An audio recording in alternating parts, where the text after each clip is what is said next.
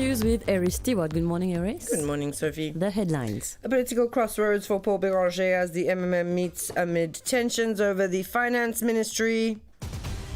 Education reform in focus as a new academic year starts and major blueprint nears cabinet approval. Chagos bill reaches final stage in the House of Lords as sovereignty debate intensifies. Suzuki Frank's safety ratings raise questions after recall in Australia and differing standards in Mauritius. In world news, Iran issues stark warning to the US and Israel as protests continue and tensions escalate. And in sports news, mixed fortunes for English giants as Arsenal advance in the FA Cup and Manchester United bow out. A decisive Monday on the political chessboard. This afternoon, all eyes will be on Ambrose Street in Rose Hill, where the Mouvement Militant Mauritian is holding its Politburo meeting. Attention will focus on how MMM leader Paul Béranger responds to Prime Minister Navin Ramgoolam's decision not to hand over the Ministry of Finance, a decision that, according to those close to him, Béranger had not yet been officially informed of. On Saturday, following a meeting of the MMM Central Committee, Paul Béranger said he had made a proposal to Navin Ramgoolam in the interest of the Alliance du Changement and the country. Without revealing its nature, he added that he was waiting for the Prime Minister's response. It's now clear that the proposal concerned the Finance Ministry, a portfolio Béranger hoped to regain, but it is equally clear that Navin Ramgoolam has no intention of relinquishing it, a situation that places Paul Béranger at a political crossroads. Tens of thousands of students will return to classrooms tomorrow, 13 January. Prior to this, the school admission exercise will take place in primary and secondary schools. The new academic year will be marked by major education reforms. The blueprint for the sector is almost final and is expected to be presented to Cabinet shortly. Several changes are planned across schools and colleges as part of this reform program. More details on this with Maya Lachman.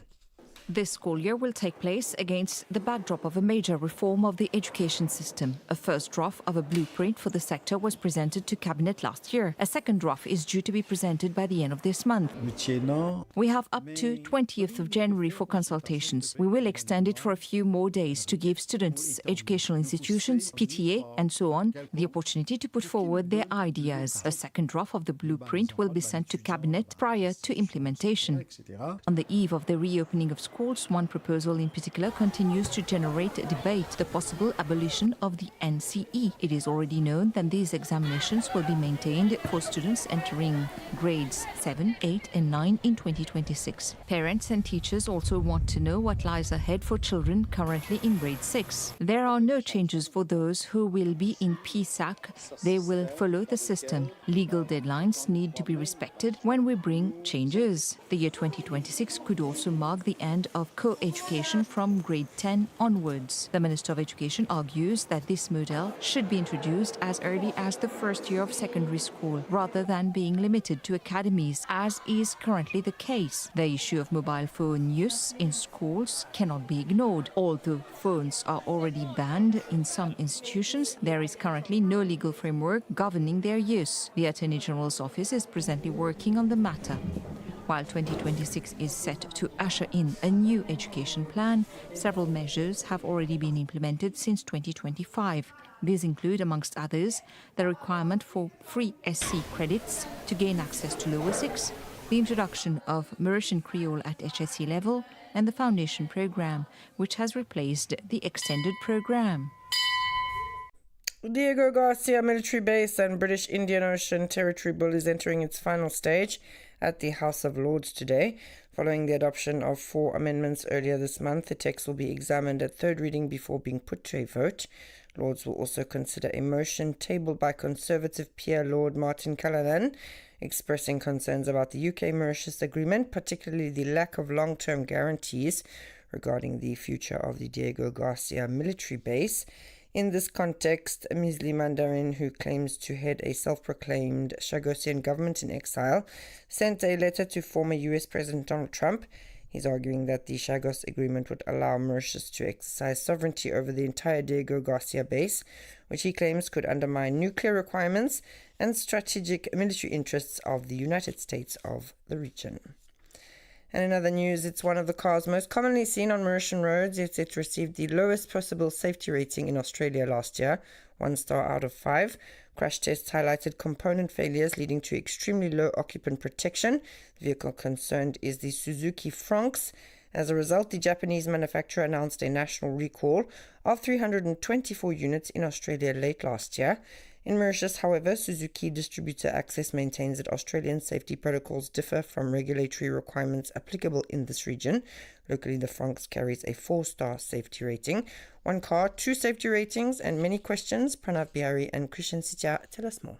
Mauritian vehicles are not affected by the recall. The Suzuki Franx has been produced since 2023 by the Japanese manufacturer Suzuki through its Indian subsidiary Maruti Suzuki, with assembly mainly in Ahmedabad, Gujarat. Crash tests carried out by the Australian New Car Assessment Programme on models built from March 2025 show that the vehicle just met the threshold for a 1-star safety rating. At 50 km per hour, a failure of the rear seatbelt retractor led to uncontrolled belt deployment, leaving the rear dummy unrestrained and causing it to strike the front seat. In terms of child safety, the Franx has no seatbelt pretensioners for rear seats, resulting in poor restraint during frontal offset and side impact tests. Key body areas of the child dummy scored 0 points due to excessive head acceleration and neck strain. Japanese crash tests conducted in 2024 awarded the model 76.3 out of 100, which is grade B, and 52.3 out of 59 for adult passenger safety, with no seatbelt failure observed. However, no child crash tests were conducted, making the Japanese certification less comprehensive than Australia's. This is nevertheless the certification that applies in Mauritius. Suzuki continues to grow in popularity locally. Between January and November 2025, 4,698 new Suzuki vehicles were registered, more than double Toyota's sales, according to the NLTA.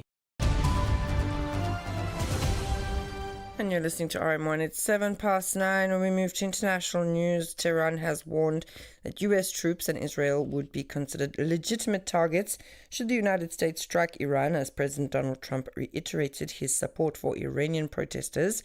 According to German magazine Der Spiegel, US Secretary of State Marco Rubio and Israeli Prime Minister Benjamin Netanyahu discussed the possibility of US intervention during a phone call on Saturday. The warning comes amid ongoing protests in Iran. President Trump stated on his Truth Social platform that Iran was looking at freedom like never before, adding that the United States stood ready to help. And finally, in sports, the FA Cup third-round fixtures delivered mixed fortunes for English giants. Arsenal secured qualification with a convincing 4-1 victory away to Portsmouth.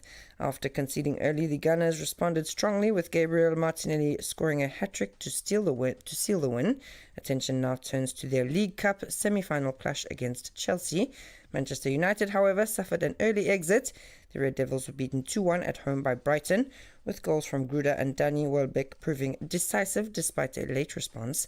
A disappointing result for United ahead of a Manchester derby against City. That's all from me this morning. Thanks so much for listening. Stay tuned for the